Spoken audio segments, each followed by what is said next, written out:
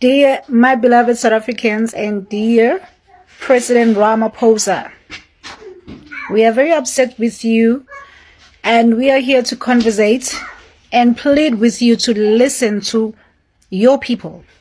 Listen to South Africans. South Africans are hurtful at this point because we feel ignored, unheard, and misunderstood at this point. We can no longer tolerate the fact that we're being labeled names, being called xenophobic, hateful, or any other names that you want to cook up at this point and give it to us. While you are staying, while we have illegal immigrants, they've been staying here for years. They've been staying here for years and receiving everything, all the privileges that are meant for South Africans. And we haven't been saying anything about that. They're allowed to operate shops here. They're allowed to have business here. And it's been happening for years. And which is the reason why they are coming here in numbers to burden our economy. There are people here attesting, people from other countries, Zimbabweans, Ghana, you name it. They're also telling us that there is no way that you're going to get free healthcare, knowing perfectly well that you're not of that country. You're an illegal immigrant on top of that. The system doesn't even know you here in South Africa. But you're expected to have privileges in this country with that status.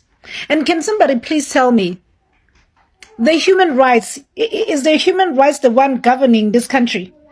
Because now, when we say that we are unhappy about certain issues that are happening in this country pertaining, obviously, the influx of illegal immigrants, how it's affecting South Africans, we are totally ignored and told that we must keep quiet. We can't keep quiet in this case. We just can't at this point. President Ramaphosa, why are you the one enabling this to happen in this country? Shouldn't you be the one who holds the law, upholds the law? Remember, you took an oath in office as a president of this country that South Africans, you always take care of South Africans. But at this point, we are unsure about you. We are unsure. We basically don't know who is our president at this point. Because you never listen to the cries of your own people. You always make sure that you ignore us. You always make sure that you never really come to the ground and actually understand where all these outcries come from. Why all this noise?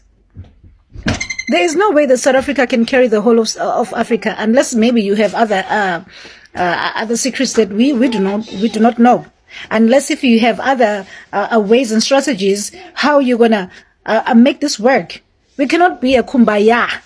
We cannot let South Africa be a kumbaya, a place for everybody to come in and have privileges in this country. Where else, when we go to their countries, we are told that we are also illegal immigrants, so we don't belong in that country. Our brothers even now are detained. They are detained for being in countries they are not supposed to be. And now when we exercise the law, saying enough is enough, we are labeled names, we are called this and that, hateful, what. No, you just can't. You can't be an illegal immigrant and have rights in that country. It only happens here in South Africa because, oh wow, our Ubuntu has been abused. We've been abused by the government. We are unheard as South Africans. Even if we try to clean our own streets because it is infested with drugs, we are called many names. But these are our communities. We are the ones who live in those communities, and we see our children on drugs and this and that. And remember this. The youth go to school and still they can't find work. Some departments are holding their degrees. What does this say about the future of these young people of South Africa? You and your whole cabinet, you are all age. You're supposed to be in retirement at this point because you are failing to understand what is happening on the ground. You don't even care what kind of burdens that we deal with on a daily basis.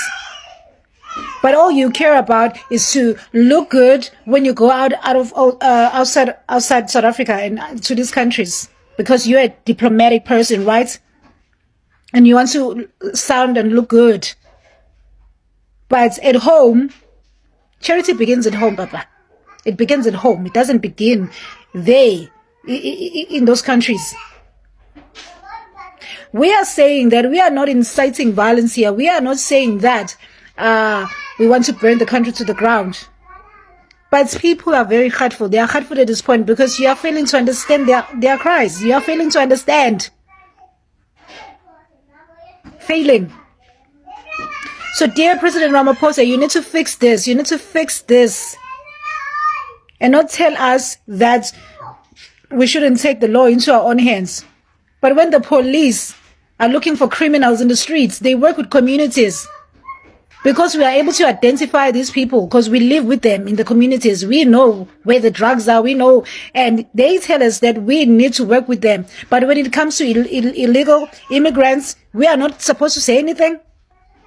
How are we not supposed to say anything? Aren't we part of the same country that needs to uphold the law? You tell us to uphold the law. Have you told the illegal immigrants to uphold the law of this country? There is no way that this can work. We cannot kumbaya here. Not everybody can come here and kumbaya in this country on a 1 GDP. It can't.